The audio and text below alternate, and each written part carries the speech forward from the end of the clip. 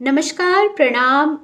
हमारी संस्कृति में रिश्तों को निभाने की बात पर जोर दिया गया है और आप ये देखेंगे कि लोगों ने बहुत बार अपने बहुत सारे त्याग के बाद उस रिश्तों को बनाए रखने की कोशिश की है। लेकिन रिश्तों में कभी भी किसी को निभाने के लिए भीख मांगने की नौबत नहीं होनी चाहिए।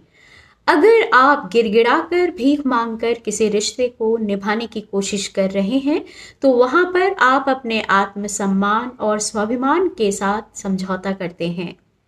रिश्ते को निभाने की जो ज़रूरत होती है वो दोनों तरफ से होती है और उसमें आत्मसम्मान और स्वाभिमान के साथ किसी भी तरह के समझौते की कोई गुंजाइश नहीं होती है और न किसी तरह के बलिदान की।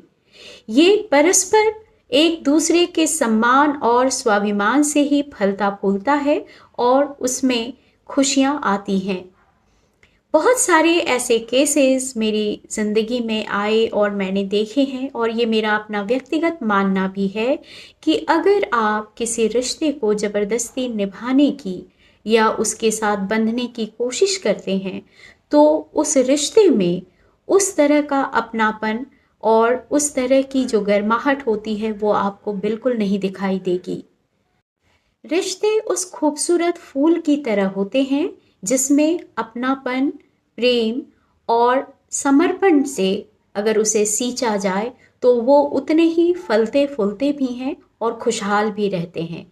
लेकिन अगर आप किसी भी रिश्ते के साथ ज़बरदस्ती करते हैं, उस पर थोपे जाते हैं या उसके गर्दन में पड़ने की कोशिश करते हैं, तो वो फिर उसके लिए बोझिल हो जाता है। आप उसकी स्वतंत्रता पे इंटरफेरेंस करते हैं जो सामने वाले को पसंद नहीं आता है और उस रिश्ते को निभाने की कोशिश फिर सामने वाले की तरफ से उतनी ही कम होती जाती है।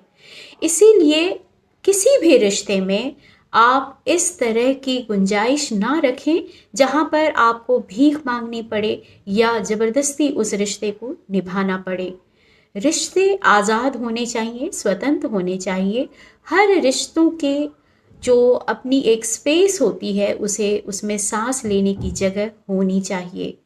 रिश्ते अगर आत्मसम्मान और स्वाभिमान से निभाए जाते हैं तभी उस रिश्ते में कोई खुशियाँ या गुंजाइश आपको दिखाई देगी, वरना बलिदानों पर कभी भी रिश्ते टिकते नहीं हैं। आप अपने जीवन में अपने रिश्तों को अपने आत्मसम्मान और स्वाभिमान के साथ निभाएं, ना कि बलिदान के साथ। जय श्री कृष्णा।